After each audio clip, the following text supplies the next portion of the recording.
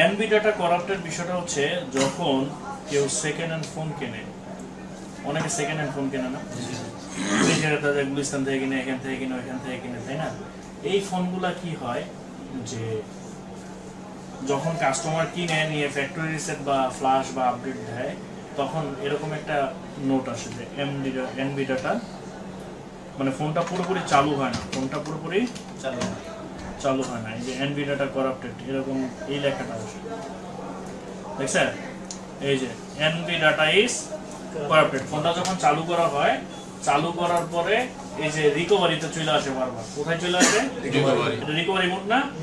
এই রিকভারিটা এসে নিচে লাল, হ্যাঁ এই রোগী আছে স্যার আমার কাছে। আমাদের না আচ্ছা, আমার তো কাস্টমার নেই। এই যে এরকম রিকভারিতে এসে থাকবে এবং নিচে একটা লাল লেখা আসবে। কি আসবে? এই লাল লেখাটা লেখা থাকবে হচ্ছে কি এইটা, NB data is corrupted. NB data is corrupted. এই এনবি ডাটা ইজ করাপ্টেড আসার মোট দুইটা কারণ হয়। কয়টা? দুইটা কারণ। দুইটা। হয় সে ফোনটা সেকেন্ড হ্যান্ড কিনছে, আর নয়তো এই ফোনটা সফটওয়্যার বাগস হয়েছে। সফটওয়্যার বাগস বুঝেন? যে একটা সফটওয়্যার আপডেট দিছে, ওই সফটওয়্যারটা বানানোর সময় একটু ভুল করছে, ভুলের কারণে এটা চলে আসছে। কথা কি বুঝতে পারছেন? তো দুইটা কারণে হয়, একটা হচ্ছে সফটওয়্যার বাগস মানে কোম্পানির দোষের কারণে, কোম্পানির ভুলের কারণে, আর একটা হয় হচ্ছে সেকেন্ড হ্যান্ড ফোন টোন কিনলে, নাকি? আচ্ছা, তো এই এনবি ডাটা করাপ্ট আসলে কিভাবে ঠিক করতে হবে এটাও তো জানা লাগবে। আমরা জানলাম এনবি ডাটা করাপ্ট কেন আসে। শুধুমাত্র যখন পুরাতন সেট কিনবে তখন আসতে পারে না, কিনলেই আসবে না, কেনার পর ফ্যাক্টরি রিসেট করলো বা আপডেট করলো তারপরে আসলো। আপডেট বা ফ্যাক্টরি রিসেট ছাড়া আসবে না। কথা কি বুঝতে পারছি? আচ্ছা, আর কখন আসতে পারে? যে সফটওয়্যার একটা আপডেট আসছে, নতুন আপডেট আসে না? আপডেট আসছে, যে আমি নতুন ফোন কিনছি, সফটওয়্যার আপডেট আসছে, আসার পর অটোমেটিক আপডেট দেওয়ার পর এনবি ডাটা করাপ্ট। এই দুইটা কারণে হইতে পারে। কথা কি বুঝতে পারছি? আচ্ছা, এখন বিষয় হলো এনবি ডাটা করাপ্ট যে আসলে এটার সমাধান কি, আর এনবি ডাটা করাপ্টটা কেনই বা আসলো? এনবি ডাটা করাপ্টটা কেন আসলো? আর এমআই ফোনগুলোতে এই এনবি ডাটা করাপ্টটা বেশি, তাই না? বেসবেন না থাকলেও আমার ফোন চলে, কিন্তু এমআই ফোনে এনবি ডাটা চলে আসে। কারণটা কি? কারণ এমআই এর মধ্যে আলাদা একটা সিকিউরিটি ব্যবহার করা হয়েছে। কি ব্যবহার করা হয়েছে? আলাদা একটা সিকিউরিটি ব্যবহার হয়েছে, যেটা হচ্ছে আরএসএ নামে পরিচিত। কি নামে? আরএসএ। সিকিউরিটিটা, এই যে আরএসএ সিকিউরিটি, এটা করা হয়েছে রেজিস্টরের মাধ্যমে। কিসের মাধ্যমে? রেজিস্টরের মাধ্যমে। কথা কি বুঝতে পারছি? তাইলে আরএসএ প্রোটেকশন রেজিস্টরের মাধ্যমে করা হয়েছে, মানে হার্ডওয়্যার আর সফটওয়্যারের সম্মিলিতভাবে একটা মানে সিকিউরিটি তৈরি করছে। সিকিউরিটি তো বুঝি আমরা নাকি, যে একটা সিকিউরিটি তৈরি করছে হার্ডওয়্যার এবং সফটওয়্যারের মাধ্যমে। পরিবর্তন হওয়ার পর যখন রিসেট বা আপডেট করে, অটোমেটিক এনবি ডাটা করাপ্ট চলে আসে। কথা কি বুঝতে পারছি? আর একটা কারণ বলছি, সেটা হচ্ছে আপডেটে বাগস থাকলে আপডেট দেওয়ার পর এমন হইতে পারে। এই তো দুইটা কারণ। আচ্ছা, এখন এই দুই কারণের মধ্যে 90% কারণ হচ্ছে গিয়ে ওই যে সেকেন্ড হ্যান্ড ফোন কিনছে, ওইখানেই দোষ হবে। কথা কি বুঝতে পারছি? এই প্রোটেকশনটা ওরা দিছে এই কারণে যে চেঞ্জ করে যাতে চালাইতে না পারে, বাট টেকনিশিয়ানরা তো ওদের থেকে এক ধাপ আগে চলে সব সময়, ওরা সমাধানও বের করে ফেলে, তাই না? আচ্ছা, তো আর বাকি 2%, আমরা 90% বলছি না, 98%ই সেকেন্ড হ্যান্ড ফোনের কারণে হয়ে থাকে। আমারও হয়েছে সেকেন্ড হ্যান্ড ফোনের কারণে। এখন সেকেন্ড হ্যান্ড ফোন কি কেন সমস্যা হয় এটা তো আর আপনাদের বোঝানোর দরকার নেই, বোঝানোর দরকার আছে? আচ্ছা, তো এনবি ডাটা করাপ্ট 98% আসে সেকেন্ড হ্যান্ড ফোন কিনলে বা অন্য হাতের থেকে ফোন কিনলে, তাই না? আর 2% আছে সফটওয়্যার বাগস, এই 2% থেকেও কম সেই সংখ্যাটা, তারপর ধরলাম 2%। কথা কি বুঝতে পারছি? তাহলে কেন হয় বুঝতে পারছি না? আচ্ছা, এখন এই রোগী আসলে আমরা কিভাবে সমাধান করব? এখন প্রশ্ন হচ্ছে এটা। এখন এই যে এনবি ডাটা করাপ্ট যদি রোগী আসে, আমরা দুই ভাবে এটাকে সমাধান করতে পারি। কয় ভাবে? একটা সফটওয়্যার দিক দিয়ে, একটা হার্ডওয়্যারের দিক দিয়ে। একটা সফটওয়্যারের দিক দিয়ে, আমরা যদি হার্ডওয়্যারের দিক দিয়ে করি, এটা হবে পার্মানেন্ট, এটা হবে পার্মানেন্ট। আর যদি সফটওয়্যার দিয়ে করি, এটা পার্মানেন্ট না, এটা হবে টেম্পোরারি। মানে দুই ভাবে আমরা করতে পারি, সফটওয়্যার দিয়েও করতে পারি, হার্ডওয়্যার দিয়েও করতে পারি। হার্ডওয়্যার পার্মানেন্ট, সফটওয়্যার পার্মানেন্ট না। কথা কি বুঝা যাচ্ছে? আচ্ছা, এখন বিষয় হলো, যেহেতু পুরাতন সেট কিনছে বা কাস্টমারদের আমরা কেমন সার্ভিস দিতে চাচ্ছি, এই হিসাব করে আপনার হিসাব হবে যে আপনি কিভাবে করবেন, হার্ডওয়্যারে করবেন না সফটওয়্যারে করবেন। বিলের উপর বা কাকে করে দিচ্ছেন তার উপর, তাই না? জি স্যার। আচ্ছা, এই এনভিটাটা করাপ্ট হার্ডওয়্যার দিয়ে শুরু করবো না সফটওয়্যার দিয়ে শুরু করবো? হার্ডওয়্যার দিয়ে শুরু করি। আচ্ছা, যেহেতু আমরা একটু আগে জানলাম যে আরএসএ প্রোটেকশন রেজিস্টরের মাধ্যমে করা হয়েছে, তাই না? জি স্যার। তাইলে যেই জিনিসটা ধরেন আমার এই দরজাটা গ্লাস দিয়ে করা হয়েছে, আমি যদি গ্লাসটাই গায়েব করে দিই, এটা দরজা থাকবো না ফাঁকা হয়ে যাবো? ফাঁকা হয়ে যাবো না? তা আমরা এই আরএসএ প্রোটেকশনে, এই আরএস এর জন্য আমরা একটা সফটওয়্যার ডাউনলোড করতেছি, আমাদের সফটওয়্যার না হইলেও হবে, ঠিক আছে? আরএসএ সিকিউরিটি টুল।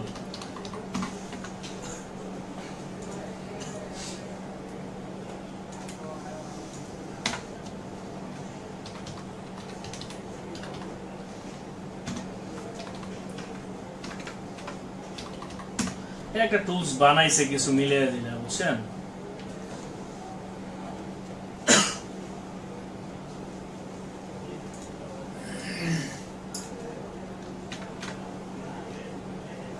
এই যে প্রোটেকশন টুল, আরএসএ প্রোটেকশন টুল, হ্যাঁ, এটা হচ্ছে Xiaomi আরএসএ হেল্পার টুল। নাম কি? হেল্পার টুল। এই টুলটায়, এই যে এটা হচ্ছে টুল, এই টুলটা কি করবে যে আরএস এর যেই রেজিস্টারটা আছে সেটা আপনাকে দেখায় দিবে, সেটা আপনাকে দেখায় দিবে। তো আমরা এটা একটু ডাউনলোড করি। হ্যাঁ, ডাউনলোড হয়েছে? এত ছোট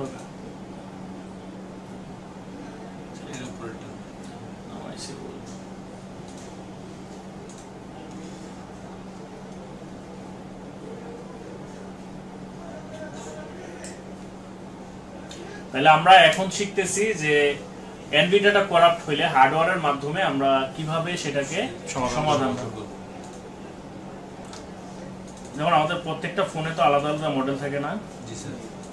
এই মডেল বেস আমাদের কাজগুলো করতে হবে। আনজিপ করি, এটা 4টা এক পাসওয়ার্ড দেওয়া আছে।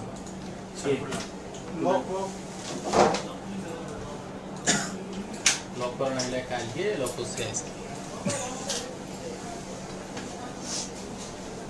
আচ্ছা দেখো, এই যে আরএসএ প্রোটেকশন টুলটা, হ্যাঁ, জি স্যার, এটা আমরা ওপেন করলাম ডাবল ক্লিক করার পর। ওপেন করার পর এটা হচ্ছে আমাদের টুল। এখন এখানে মডেল আছে অনেকগুলা। জি স্যার। মনে করো আমাদের ফোনের মডেল হচ্ছে Redmi Note 9 দেন। আচ্ছা, Note 9 দিলাম। এবার কি হবে, এই যে শোয়ে যদি ক্লিক করি, জি, তখন এখানে দেখো Note 9 দেওয়ার পর এখানে দুটো ভার্সন আসছে। মাদারবোর্ডে ভার্সন লেখা থাকবে, যদি দুইটা হয় লেখা থাকবে, ঠিক আছে? মাদারবোর্ডের স্ক্রিনে অনেক সময় গোল্ড কালারে লেখা থাকে না, বা কালো কালারে লেখা থাকে না, এরকম যদি দুইটা আসে তাহলে অবশ্যই বোর্ডে দেখে নিবা এটা কোন ভার্সন। হ্যাঁ, একটা রেপ 5 একটা রেপ 6, ধরো আমরা রেপ 5। তো এখানে ও একটা ছবি দেখাইতেছে, কি দেখাইতেছে? ছবি দেখাচ্ছে, একটা রেজিস্টারের ছবি দেখাইতেছে। কি দেখাইতেছে? রেজিস্টারের ছবি। এখন আমরা বলছি যে আমাদের এনভিডিয়াটা করাপ্ট কি রেজিস্টারের মাধ্যমে, এই আরএসএ প্রোটেকশন কাজ করে রেজিস্টারের মাধ্যমে এবং সফটওয়্যারের মাধ্যমে, তাই না? এটা একটা আলাদা সিকিউরিটি তৈরি করছে প্রোটেকশন বাড়ানোর জন্য। তো সেই ক্ষেত্রে আমাদের তো জানতে হবে যে আমাদের কোন রেজিস্টারটা এই কাজ করতেছে, জানতে হবে না? এখানে যখন আমরা ক্লিক করলাম, দেখো একটা ছবি দেখাইতেছে বোর্ডে, তাই না? এবং একটা রেজিস্টারকে সে মার্ক করে দিছে, একটা রেজিস্টারকে মার্ক করে দিছে। মার্ক করার পর এখানে লিখছে যে রিমুভ। রিমুভ মানে কি? উঠে ফেলো। আচ্ছা, এখন বিষয় হচ্ছে কিছু ফোন আছে যেগুলোর সিকিউরিটি তো একটু কম বেশি থাকে, তাই না? কিছু ফোন আছে যেগুলো আপনি ডাইরেক্ট উঠে ফেললে সমস্যা নাই, হবে। আবার কিছু ফোন আছে যে একটা মানের আছে, ওই মান পাল্টে আরেকটা লাগাইতে হবে। কথা কি বুঝতে পারছি? তো হার্ডওয়্যার মেথড হচ্ছে এইটা, যে কি প্রথম কি করব, না হলে তো চালু বোর্ড কি চালুই আর নাই না চালুর বিষয় না, মানে আমার যদি এনভিডিয়াটা করা ফিক্সড করতে হয়, এখানে যে ইনস্ট্রাকশন দিবে ওই ইনস্ট্রাকশন আমার পূরণ করতে পারে। এনভিডিয়াটা হইলে তো পুরোপুরি সেট কখনোই চালু হয় না, বারবার রিকভারিতে চলে আসে। এবং নিচে এনভিডিয়াটা করা, শুধু রিকভারিতে আসলেই ওটা এনভিডিয়াটা করাপ না, রিকভারিতে আসবে অটোমেটিক বারবার, এবং নিচে লাল লেখা থাকবে এনভিডিয়াটা ইজ করাপ্টেড, এনভিডিয়াটা ইজ করাপ্টেড, তাইলে এনভিডিয়াটা করাপ। ক্লিয়ার? জি স্যার। তো সেই ক্ষেত্রে এই যে Note 9 রেপ 5, তাই না? এটার মধ্যে এই রেজিস্টারটা যদি আমরা রিমুভ করে দিই, মানে ফেলে দিই, তাহলেই আমাদের এনবি ডাটা করাপ্ট ক্লিয়ার হয়ে যাবে।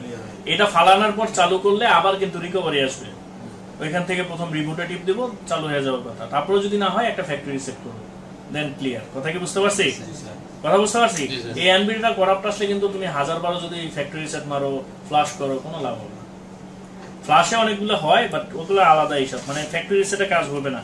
তো সেই ক্ষেত্রে তোমার আরএসএ প্রোটেকশন রিমুভ করতে হবে। কি করতে হবে? আরএসএ প্রোটেকশন রিমুভ করতে হবে। কথা কি বুঝতে পারছো? তো এই যে রেজিস্টার ফালাই দিছি, মানে যা দিয়া তুমি বাইরে বাইরে করবা সেই জিনিসই ফালাই দিছি, তাহলে গাড়ি এটাই থইব। আচ্ছা, এই একটা মডেল পাইলাম আমরা এখানে। হ্যাঁ, আরেকটা বের করি, আরেকটা মডেল বের করি। মনে করো note 10 pro, note 10 pro show দিলাম। এখানে দেখো ওইখানে পাইছিলাম রিমুভ, কি পাইছিলাম? রিমুভ। কিন্তু এখানে লেখা আসছে রিপ্লেস টু 232K, মানে ওটা রিপ্লেস টু 232K, মানে এই যে যেটা মার্ক করছে এটা তুমি খুইলা ফেলবা, খুইলা এইটার জায়গায় লাগাবা 232K। কথা কি বুঝতে পারছো? এইটা এইভাবে হচ্ছে গিয়ে আমরা আরএসএ অফ করি, এটাকে বলে আরএসএ অফ করা। কি করা? আরএসএ অফ করা। আরএসএ অফ করা। তাহলে হার্ডওয়্যার মেথড খুবই সহজ নাকি? আরএসএ রেজিস্টারটাকে খুঁজে বের করা, আরএসএ রেজিস্টারকে খুঁজে বের করা, এবং খোঁজার পরে যদি রিপ্লেস করতে বলে তাহলে রিপ্লেস, আর রিমুভ করতে বললে রিমুভ করা। কথা কি বুঝতে পারছি? খুব কঠিন কাজ। রেজিস্টার খুলতে পারো, লাগাইতে পারো, মাপতে পারো? হ্যাঁ পারো। জি। আচ্ছা, যদি মাপতে পারো তাহলে তো আমি দেখতে পারবো দুটো 232 কোনটা। ধরো 232 পাই নাই, এখন একটা পাইছি 200K, একটা পাইছি 30K, একটা পাইছি 10K, 30 তো পাইছি। তো তিনটা মিলে সিরিজ করে আমি এই কইরা আমি 232 বানাই নিব। কথা কি বুঝো নাই? এভাবে বানায় তারপর দুইটা তার জ্বালাই দিয়ে দিব, সমস্যা কি? ওই আলাদা পিন্ডি থাকলো, কাগজ দিয়ে মুড়ে দিলাম। এভাবে করা যায় না? বাড়ানো যায় না? বাড়ানো যায়, একটার সাথে একটা কানেক্ট করে বাড়ানো যায়। কথা কি বুঝতে পারছি? সিরিজ না, সিরিজ তো একটার উপর একটা বসে, পাশাপাশি বসবে, পাশাপাশি বসবে, এইভাবে একটার লগে আরেকটা লাগবে, একটার লগে আরেকটা লাগবে। কথা বুঝতে পারছি?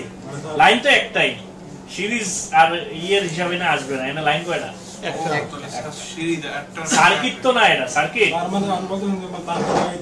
হ্যাঁ, এখান থেকে নিয়ে মানে শোনো, জয়েন দিয়ে বাড়ানো যায় ওইভাবে। কথা বুঝতে পারছো? একটার উপরে আরেকটা বসাইবা না, এইভাবে বসাবো, এইভাবে একটার উপরে আরেকটা বসাইলে ওটা আলাদা হিসাব। সিরিজে যেটাকে তোমরা বুঝো যে একের পর এক বসা, এটা হলো সিরিজ। কথা বুঝতে পারছো? জি স্যার। আচ্ছা আচ্ছা, তাইলে এখানে বলছে রিপ্লেস নাকি? এর মানে এটা পাল্টায় এখানে 232K দিলে হয়ে যাবে। আচ্ছা, তারপরে আরেকটা মডেল বের করি আমরা। দেখো নোট 13 প্রো শো দিলাম, এখানে বলছে ইনস্টল 33K, মানে এখানে আছে নাই, অনেক ইনস্টল মানে আলাদা দেওয়া লাগবে। এখানে নাই, এখানে একটা 33K ইনস্টল করতে বলছে। তাইলে আরএসএ প্রোটেকশন রিমুভ করা খুব সহজ না? জি স্যার। হার্ডওয়্যারের ক্ষেত্রে খুব সহজ বিষয়। এই যে এই দেখাই দিছে জায়গাটা, যে এই টিনের নিচে এই জায়গাটা, এই জায়গাটা এখানে রেজিস্টারটা রিমুভ করে দিলে হয়ে যাবে। রিমুভ মানে কি? সরায় দাও, আর রিপ্লেস হইলে পাল্টায় দাও। স্যার, হ্যাঁ, এইভাবে হবে না তো, এইভাবে হবে, এইভাবে পাশাপাশি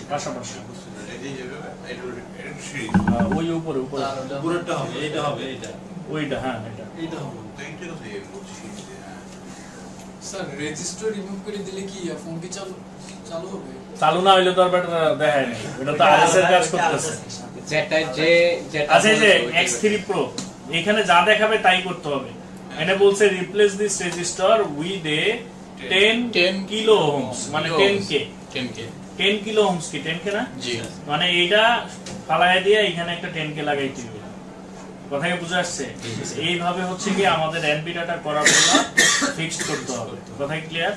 এইভাবে হচ্ছে হার্ডওয়্যারের দিক দিয়ে। হ্যাঁ, বা আমি যদি মনে করো গিয়ে যে কোনো একটা মডেল এই সফটওয়্যারে পাইলাম না, এই যে 66 এখানে এই যে এটা সরাইয়া দিলেই হলো। এইভাবে কইরা আমরা খুঁজা বোর্ডের ওই জায়গাটা খুঁজা ওটা সরাইয়া দেবো বা রিপ্লেস করে দিব। এইভাবে হচ্ছে হার্ডওয়্যারে করে। হ্যাঁ, আচ্ছা, এখন আসলে সফটওয়্যারে কিভাবে করে? এটা তো Xiaomi-র ক্ষেত্রে, অন্য যে কোনো মডেলে, অন্য ফোনে তো আরএসও প্রোটেকশন থাকে না। স্যার সফটওয়্যারটার নাম কি তাহলে? এটা হচ্ছে Xiaomi RSA helper. Xiaomi RSA helper, ঠিক আছে? Xiaomi RSA হেল্পার, এটা হচ্ছে হার্ডওয়্যার মেথড। কি মেথড? Hardware method. আর সফটওয়্যারের মেথড হচ্ছে যে তুমি আনলক টুলে মডেল সিলেক্ট করার পর অনেক জায়গায় দেখবে এনভি ডাটা করাপ্ট ফিক্সড লেখা থাকবে। কি থাকবে? Sir Xiaomi RSA helper.